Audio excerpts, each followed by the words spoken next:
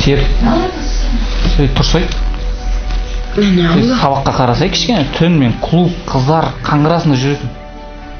Ертең диплом алып жақсы бір жерге орналасың келмей ма? Ой қойшы абзал, диплом жайлы айтпашы, қазір бәрі ақша ғой, дипломды сатып аламын. Ой досым, адалдық құнды дүние. Ақшаға сатып алған білім болмайды. Қазір оқысаң ертең өзіңе керек болады. Жақсы жерде отырасың. Осы сен іс әрекетіне ертең ұл қыздардың тәлім тәрбие алады. Түсіндің ба?